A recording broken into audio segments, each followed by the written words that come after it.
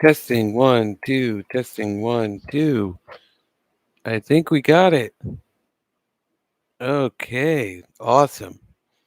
Sorry, guys, but this was taking me forever. Oh my God, I'm just like, what the hell is taking so long? But I'm glad to finally get it. Sorry, it's a little blurry. Let me fix that there. So today we're going to talk about Monday Night Raw. Was actually not a bad show last night. Kudos to Vince and Bruce and Kevin Dunn. I can't believe it because they actually had some good, solid wrestling.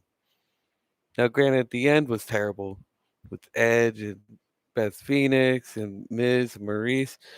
Oh my goodness. Oh my goodness.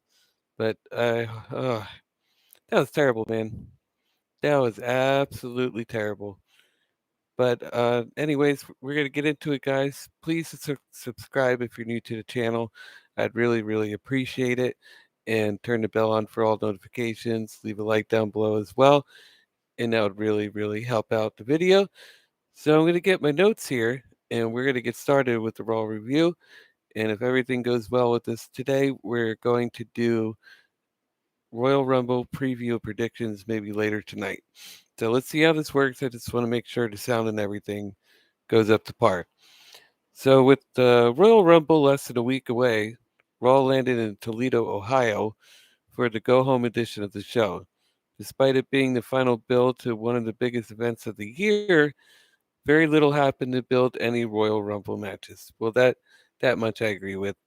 Not much really happened as far as building up to the Royal Rumble. It's the same thing with Brock and Lashley as the last time they faced off. The top champions on Raw were all in the action in one form or another, including Brock Lesnar and Bobby Lashley briefly coming face to face before their clash for the WWE Championship. At Raw Women's Championship, Becky Lynch verbally sparring with Doudrop. I don't care about that match. So what they did to start the show is they had a weigh-in. The show opened with WWE Champion Brock Lesnar and Bobby Lashley participating in a weigh-in ahead of the Clash of the Royal Rumble. Lashley was announced at 273 pounds. Unlike Lesnar wore jeans, a few shirts, and a cowboy boots, weighing in at 186 pounds. And Corey Graves was asking Brock Lesnar if he can remove some clothing. And Brock goes, "What, do you want to see me naked?" That was great. So Lashley told Lesnar he was not taking the situation seriously because he knows that Lashley won't take his WWE Championship on Saturday. Lesnar responded by telling everyone to imagine the headlines on Sunday, saying there was a new reigning, defending WWE champion before calling Lashley Bobby Who. So he went with Bobby Who again. Then Lesnar walked off laughing. On the women's side of things, Raw Women's Champion Becky Lynch and Doudrop participating in dueling video interviews. I don't know what was so dueling about it. Lynch claimed to have paved the way for Doudrop as well as pointing out the guts it took to hand pick a powerhouse opponent to defend her title against the Royal Rumble. Doudrop claimed Lynch just picked a new girl because she thought it would be an easy win. Lynch told Doudrop she was owed a thank you, which led to a Doudrop storming out the interview and into the room containing Lynch, where the two briefly brawled before they were being broken up. There wasn't much to this segment.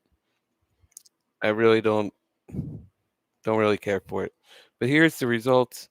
Bianca Belair defeats Queen Zelina via pinfall after hitting the KOD. I think it was like not even 3 minutes.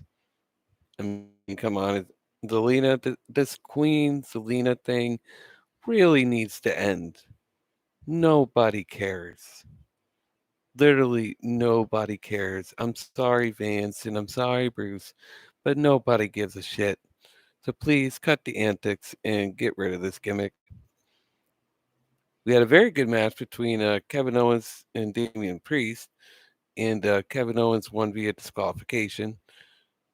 This was a rematch the previous week, which Owens won a non title match by faking injury to set up a stunner. Owens attempted the same chain, this time with the title on the line, causing Priest to snap and get hulked up and refuse to follow the referee's directions to break, leading to the disqualification.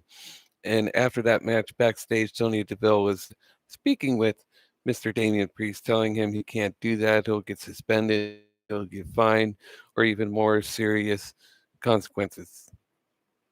It's not like he hit a referee. He was just taking out his frustrations on Kevin Owens there. That's what wrestlers do, Miss Deville. Like you do, like we can't take you seriously with that because of what you're doing with Naomi. So that's not going to work with everybody. So please go to somebody who cares. And then we got this nonsense. Dana Brooke catering, Liv Morgan, and Rhea Ripley defeat Carmella, Tamina, and Nikki Trash.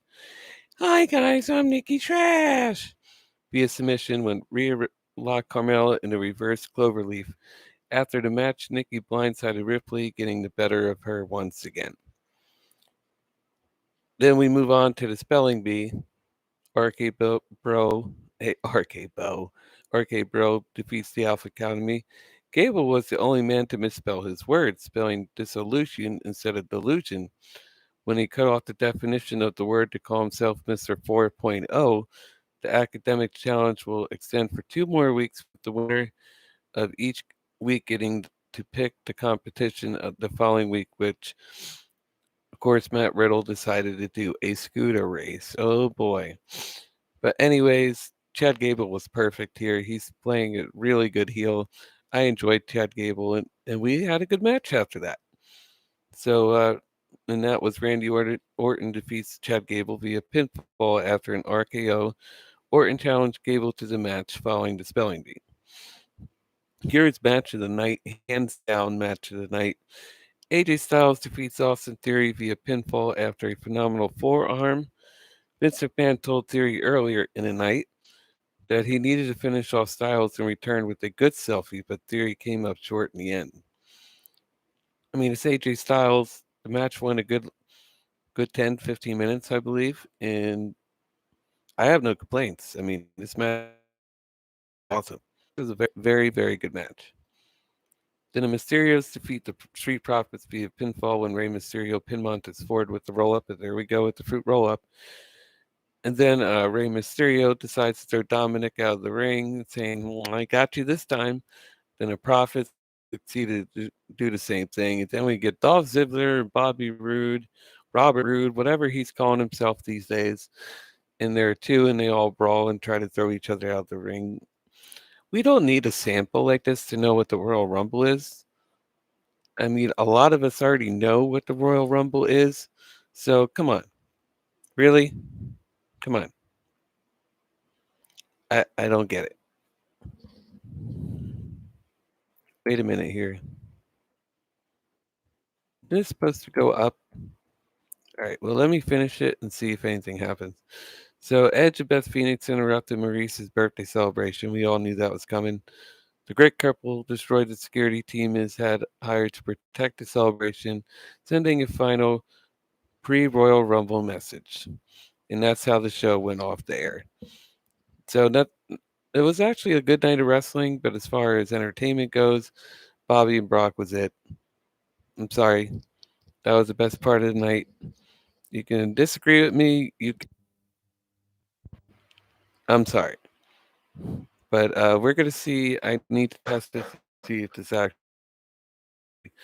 um, the volume went through. So I may do a look at this and we'll see what happens. Till next time, guys, this was a test just to make sure everything's working properly.